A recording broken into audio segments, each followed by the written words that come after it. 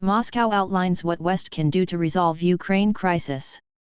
The US and allies must address Russia's security concerns and their past deceptions on Donbass, the Kremlin says. US-Russia relations are at their lowest point ever amid the crisis in Ukraine, Kremlin spokesman Dmitry Peskov said on Friday. As the conflict deteriorates, the only way to reverse the trend is for Western nations to acknowledge their mistakes and change their policies, he added. Despite initial hopes that, under President Joe Biden, the US would engage Russia diplomatically, the last 2 years have been very bad for our bilateral relations, the official told journalists. They are now probably at their lowest point, historically, he added, and there is no hope for improvement anytime soon. The Ukraine hostilities, the focus of the confrontation between Russia and Western nations, are in an upward spiral according to Peskov. We can see a growing indirect, and sometimes direct involvement of NATO nations in this conflict, he stated.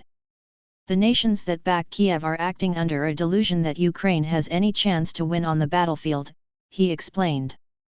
Asked how the vicious circle could be broken, Peskov suggested that the US and its allies had to mentally turn the clock back to the end of 2021, when Russia was suggesting a discussion of its concerns at the negotiations table only to be dismissed.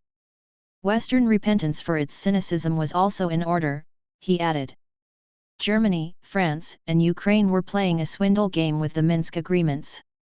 Now is payback time, he said, referring to the roadmap for Ukraine reconciliation, which the three nations signed with Russia in 2015. Angela Merkel, François Hollande, and Pyotr Poroshenko, the leaders at the time of Germany, France, and Ukraine respectively, have since stated that the deal they negotiated with Russia was meant to give Kiev time to rebuild its military. Moscow considers these admissions to be evidence that the negotiations were conducted in bad faith and that the Ukrainian government and its backers had always intended for the Minsk agreements to fail and for the Donbass standoff to be resolved by military means. Russia claimed that its military campaign in Ukraine launched last February preempted an offensive planned by Kiev with NATO's help. Ukraine, Germany, and France lied to the people of Donbass, as they had a terrible fate planned for them, which Russia prevented, Peskov explained.